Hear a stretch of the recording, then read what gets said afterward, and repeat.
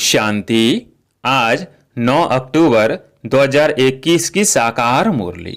आज बाबा ने कहा, मीठे बच्चे, माता पिता को फॉलो कर तख्त नशीन बनो। इसमें कोई तकलीफ नहीं, सिर्फ बाप को याद करो और पवित्र बनो। प्रश्न, गरीब निवाज बाप अपने बच्चों को भाग्य बनाने के लिए कौन सी राय देते हैं? उत्तर, बच्चे, सिर्फ बाबा को तुम्हारा कुछ नहीं चाहिए। तुम भल खाओ पियो, पढ़ो, रिफ्रेश होकर चले जाओ। लेकिन चावल मुट्ठी का भी गायन है। 21 जन्मों के लिए साहूकार बनना है तो गरीब का एक पैसा भी साहूकार के 100 रुपये के बराबर है। इसलिए बाप जब डायरेक्ट देते हैं तो अपना सब कुछ सफल कर लो। गीत है, तुम ही हो माता पिता तुम ही हो। ओम शांति। गीत का अर्थ तो बच्चों ने समझा। वो भल पुकारते हैं परंतु समझते नहीं हैं। तुम जानते हो वो हमारा बाप है। वास्तव में सिर्फ वो तुम्हारा बाप नहीं, लेकिन सबका बाप है। यह भी समझने का है, जो भी सभी आत्माएं हैं उन सभी का बाप परमात्मा जरूर है। बाबा बाबा कहने से वर्षा जरूर याद आता है। बाप को याद करने से ही विकर्म विनाश होंगे। बाप बच्चों को कहते हैं, तुम्हारी आत्मा पतित बनी हुई है, अब उनको पावन बनाना है। सभी का बाबा है तो बच्चे जरूर निर्विकारी होने चाहिए। कोई समय सब निर्विकारी थे। बाप खुद समझाते हैं, जब श्री लक्ष्मी नारायण का राज्य था तब सब निर्विकारी थे। इतनी सब जो मनुष्य आत्माएं देखते हो वो भी निर्विकारी होंगी, क्योंकि शरीर तो विनाश हो जाएगा। बाकी आत्माएं जाकर निराकारी दुनिया में रहती है। वहां विकार का तो नाम निशान नहीं, शरीर ही नहीं है। वहां से ही सब आत्माएं आती है इस दुनिया में पाठ बजाने। पहले पहले भारतवासी आते हैं। भारत में पहले पहले इन लक्ष्मी नारायण का राज्य था तो सब धर्म वाली निराकारी दुनिया में थे। इस समय सब साकारी दुनिया में हैं। अभी बाप तुम बच्चों को निर्विकारी बनाते हैं, निर्विकारी देवी देवता बनाने के लिए। जब तुम देवी देवता बन जाते हो तब तुम्हारे लिए जरूर नई दुनिया चाहिए। पुरानी दुनिया खत्म होनी चाहिए। शास्त्रों में महाभारत लड़ाई भी दिखाई हुई है। दिखाते हैं बाकी 5 पांडव रहे, वो भी पहाड़ पर गल गए, कोई नहीं बचा। अच्छा, इतनी सब आत्माएं कहाँ गई?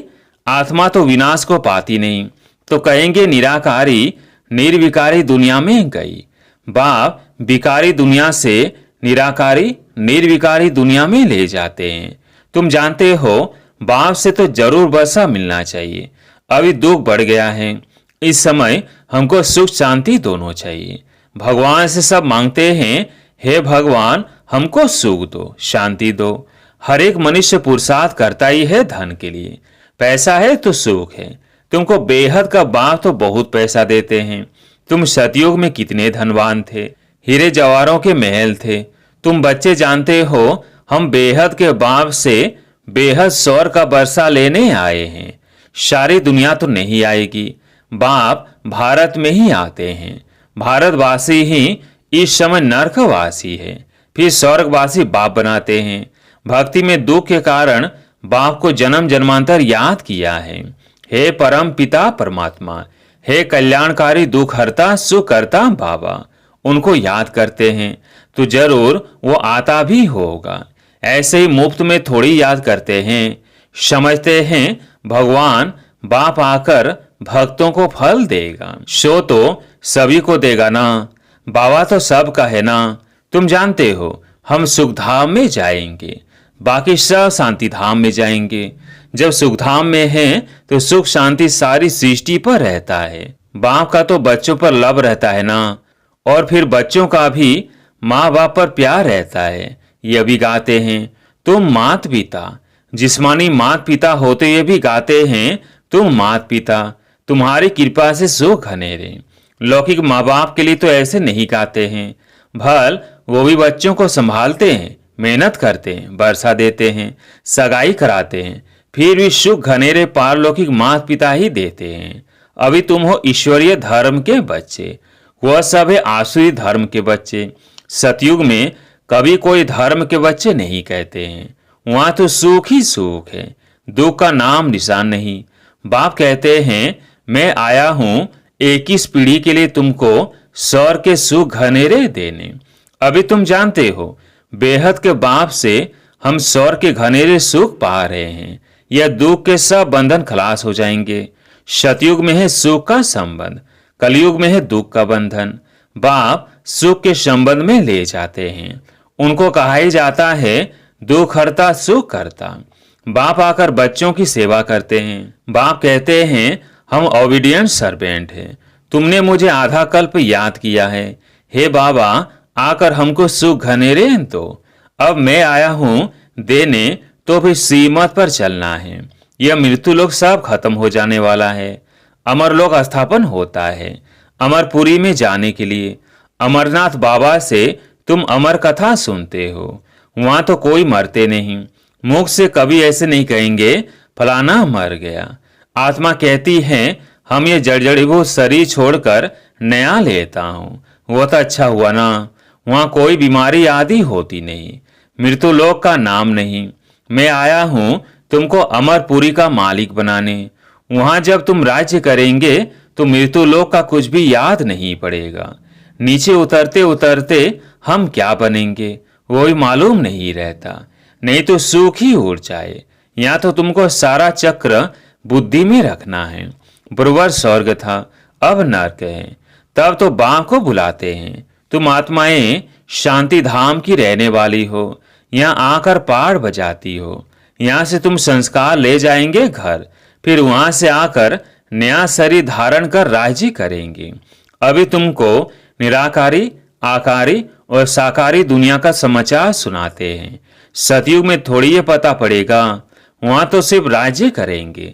ड्रामा को अभी तुम जानते हो, तुम्हारी आत्मा जानती है। सतयुग के लिए हम पुरुषार्थ कर रहे हैं।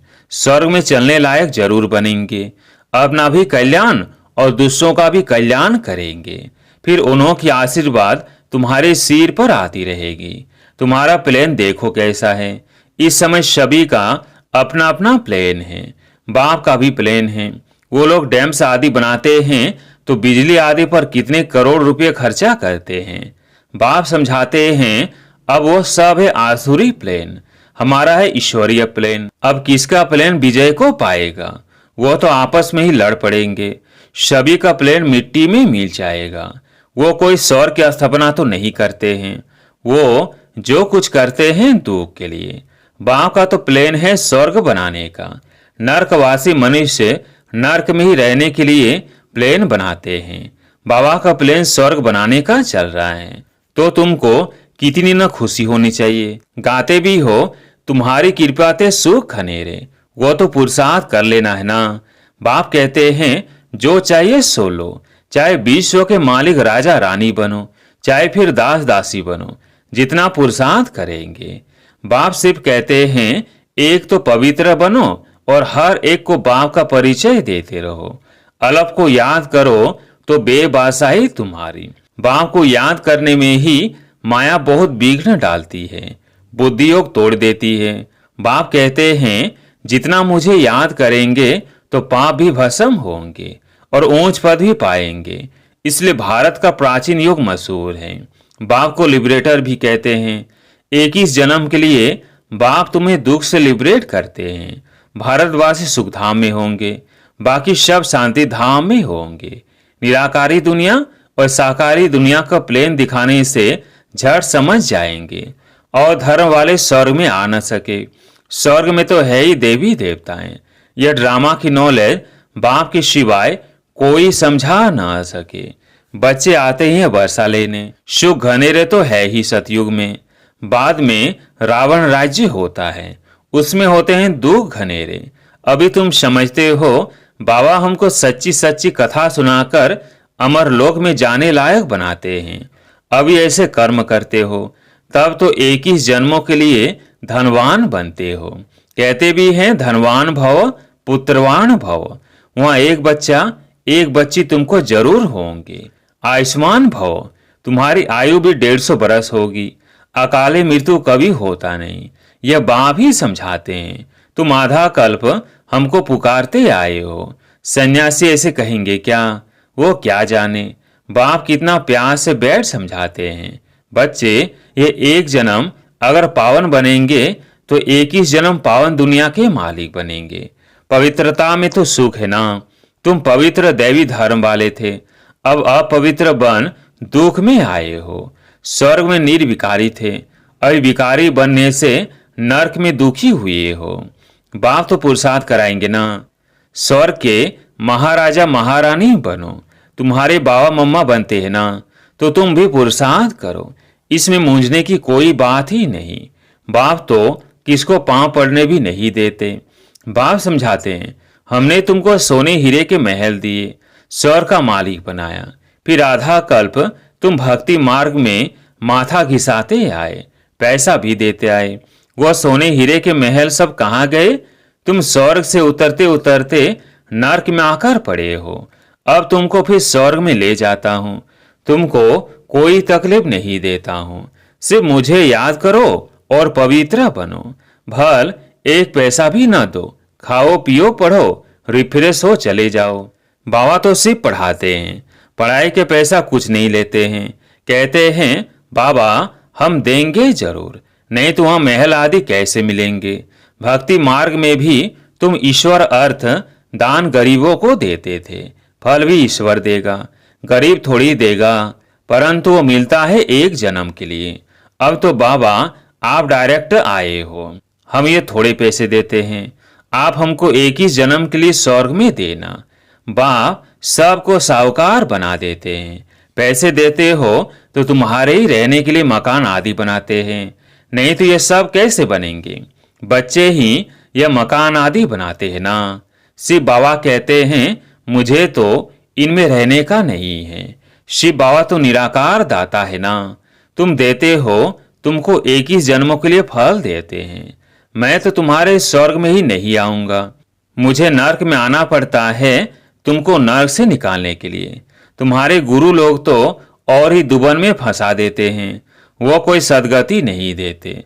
अब बाप आए हैं पवित्र दुनिया में ले चलने, फिर ऐसे बाप को याद क्यों नहीं करते?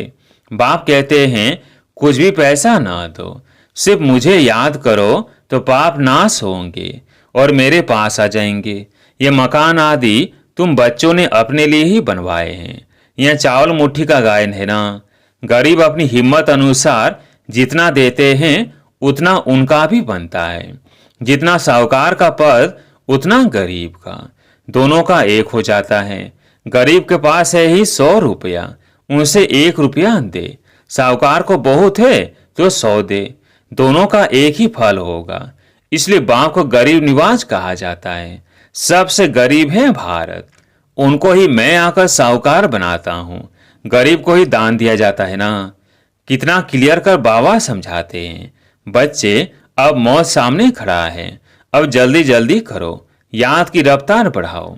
मोस्ट स्वीट बाबा को जितना याद करेंगे उतना बरसा मिलेगा, तुम बहुत धनवान बनेंगे। बाप तुमको ऐसा नहीं कहते कि माथा टेको, मेले मलाखड़े में जाओ नहीं, घर में बैठे बाप और बरसे को याद करो। बस बाप है बिंदी, उनको परम पिता परमात्मा कहा जाता है। सुप्रीम सोल सबसे ऊंचते ऊंच है। बाप कहते हैं मैं भी बिंदी हूँ, तुम भी बिंदी हो।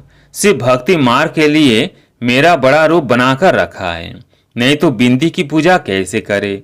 उनको कहते भी हैं शिव बाबा। किसने कहा? अभी तुम कहते हो कि शिव बाबा हमें बरसा दे रहे हैं। वंडर है ना, 84 का चक्कर फिरता रहता है। अनेक बार तुमने बरसा लिया है और लेते ही रहेंगे। कितना अच्छी रीति बाप बैठ समझाते हैं। अच्छा, मीठे मीठे सिकिलधे बच्चों प्रति माता पिता बाप दादा का याद प्यार और गुड मॉर्निंग। रूहानी बाप की रूहानी बच्चों को नमस्ते। हम रूहानी बच्चों की रूहानी बाप दादा को याद प्यार गुड मॉर्निंग नमस्ते नमस्ते। धारणा के लिए मुख्य सार। पहला पॉइंट, मौत सामने खड़ा है, इसलिए अब याद की रफ्तार को बढ़ाना है। सतयुगी दुनिया में ऊंच पद पाने का पूरा पुरुषार्थ करना है। दूसरा पॉइंट, अपना और दूसरों का कल्याण कर आशीर्वाद लेनी है। पवित्र दुनिया में चलने के लिए पवित्र जरूर बनना है। आज प्यारे मीठे बाबा का वरदान, नए जीवन की स्मृति से कर्मेंद्रियों पर विजय प्राप्त करने वाले मर्जीवा भव। नए जीवन की स्मृति से कर्मेंद्रियों पर विजय प्राप्त करने वाले मर्जीवा भव। जो बच्चे पूरा मर्जीवा बन गए उन्हें कर्मेंद्रियों की आकर्षण हो नहीं सकती। मर्जीवा बने अर्थात सब तरह से मर चुके, पुरानी आयु समाप्त हुई। जब नया जन्म हुआ तो नए जीवन में कर्मेंद्रियों के बस हो के सकते। ब्रह्म कुमार कुमारी के नए जीवन में कर्मेंद्रियों के बस होना क्या चीज होती है, इस नॉलेज से भी परे। शूद्रपन का जरा भी सांस अर्थात संस्कार कहाँ अटका हुआ न हो। आज का स्लोगन है, अमृत बेले दिल में परमात्म स्नेह को संभालो तो कोई स्नेह आकर्षित नहीं कर सकता। अमृत बेले दिल में परमात्म स्नेह को संभालो तो और कोई स्नेह आकर्षित नहीं कर सकता। अच्छा, ओम शांति।